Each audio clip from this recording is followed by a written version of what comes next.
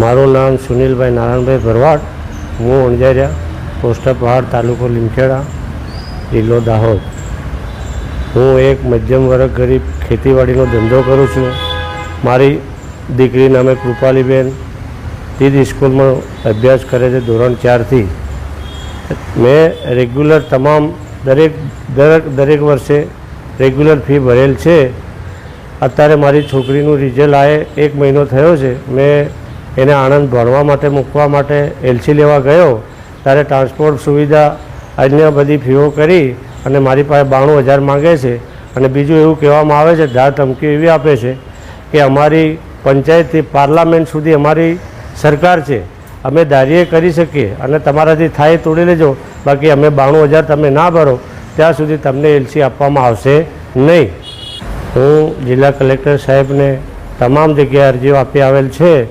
આ 15 દિવસ થઈ ગયા ત્યાં સુધી આજ દિન સુધી કોઈ જાતની તપાસ કરેલ નથી. અને આ રાજકીય વર્તુળ મોટું માથું છે અને અમને ગરીબ માણસને છેડે છે. અને અમારે એવું ન્યાયની માંગણી છે. મારી છોકરીને તાત્કાલિક આણંદ એડમિશન લેવા માટે એલસીની જરૂર છે, પણ એલસી આપતા નથી. આવી રીતે દરેક ગરીબ ખેડૂતોના બાળકોને ફી માટે હેરાન કરેલ છે. મારી છોરીને બી વારંવાર સ્કૂલમાંથી બહાર ઊભી રાખેલ છે, તારકામાં ઊભી રાખેલ છે. અવારનવાર મારી છોકરી કેટલા વખત રડતી ઘરે આવીને કહે છે પપ્પા ફી માટે હેરાન કરે છે. મેં ગમે રીતે આડાવડા કરીને બી પૈસાની ફી ભરેલ છે. અને મને યોગ્ય ન્યાય મળે અને આ સ્કૂલની કાયદેસર તપાસ થાય તો લગભગ મારું માનવું છે કે 50 બાળકો આવા ફીને લીધે ઘરે બેઠા હશે અને આ લોકોની દાદાગીરી છે. આ સ્કૂલની કાયદેસર તપાસ થવી જોઈએ. આ લોકો રાજકીયનો હોદ્દો એવું કહ્યું છે કે અમારી સરકાર છે, અમે લડી લઈશું, કરી લઈશું, તમારીથી થાય. આવા 50 બાળકોની એલસીઓ અત્યારે જમા હશે. તાત્કાલિક વહેલી તકે આ લોકોને આ સ્કૂલની તપાસ થાય અને સેલ્ફ ફાઇનાન્સ જેટલી સ્કૂલો છે ત્યાં સેલ્ફ ફાઇનાન્સવાળી સ્કૂલોમાં તપાસ થાય, યોગ્ય વાલીઓને ન્યાય મળે અને મારી છોકરીની વહેલી તકે મને એલસી મળે તો એનું આગળનું ભવિષ્ય સુધરે એવી મારી નમ્ર અરજ છે. વંદે માતરમ.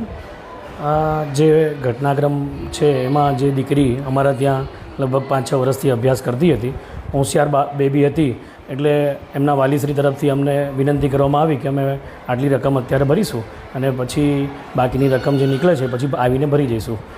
એવી રીતના 4-5 વર્ષ ચાલ્યા કર્યું. બેબીનો અભ્યાસ પર અસર ના પડે એટલે અમે કોઈ પણ દિવસ એમને જબરજસ્તી પેમેન્ટ ભરવા માટે અમે ક્યારેય કહેવામાં અમારા તરફથી આવ્યું નથી. અત્યારે 10મા ધોરણની એક્ઝામ આપ્યા બાદ જ્યારે અમારા તરફથી એમને ફોન ગયો કે આપ શ્રી આવીને આપની બાબીની માર્કશીટ અને જો અભ્યાસ અહીંયા જ કરવાનો હોય તો ઠીક, નહીંતર એલસી અમે તમને આપી દઈશું. તો એ 15 દિવસથી આવ્યા જ નહીં. ગઈકાલની તારીખમાં એટલે કે તારીખ 29 જૂનના રોજ એ ગઈકાલે અમારા ત્યાં આવ્યા હતા અને એલસીની અરજી આપી છે. એલસીની અરજી અમે સ્વીકારી છે અને એ અહીંયાના કર્મચારી જે ક્લેરિકલ ડિપાર્ટમેન્ટ છે એમને એલસી આપ્યું છે, એલસી માટે અરજી આપી છે. મારી પાસે તો મને પર્સનલી મળવા માટે આવ્યા નથી અને તેમ છતાં મારી પાસે આવશે તો હું એલસી રોકવાનો નથી કોઈ પણ સંજોગોમાં. અને બેબીના ભવિષ્ય સાથે અમારા તરફથી આટલા વર્ષોમાં ક્યારેય ચેડા થયા નથી કોઈ પણ વિદ્યાર્થી સાથે અને ભવિષ્યમાં બી અમે તો આ સંસ્થા જે ચલાવીએ છીએ રિમોટ એરિયાના બાળકોને સારું શિક્ષણ મળે એના માટે જ ચલાવીએ છીએ. એટલે એલસી રોકવાનો અમારે ક્યારેય ઈરાદો નહોતો અને નહીં રહેશે. એક વાલી દ્વારા અરજી મળેલ કે લીમખેડા ખાતે આવેલી તીર્થ ઇન્ટરનેશનલ સ્કૂલમાં અભ્યાસ કરતી દીકરી જેણે ધોરણ 10ની પરીક્ષા પાસ કરી દેલ, ખરેખર એને સમયસર લિવિંગ સર્ટિને માર્કશીટ મળી જવા જોઈતા હતા, પરંતુ ફી ન ચૂકવવાના કારણે મંડળ દ્વારા અથવા તો શાળા દ્વારા એ ડોક્યુમેન્ટ આપ્યા નહોતા.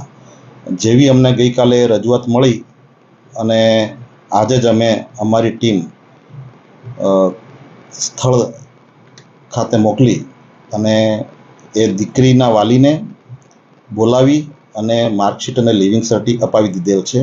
વાલી દ્વારા જે કંઈ ફી ચૂકવવાની બાકી હતી એ ફી પણ જાણવા મુજબ વાલીએ ચૂકવી આપેલ છે.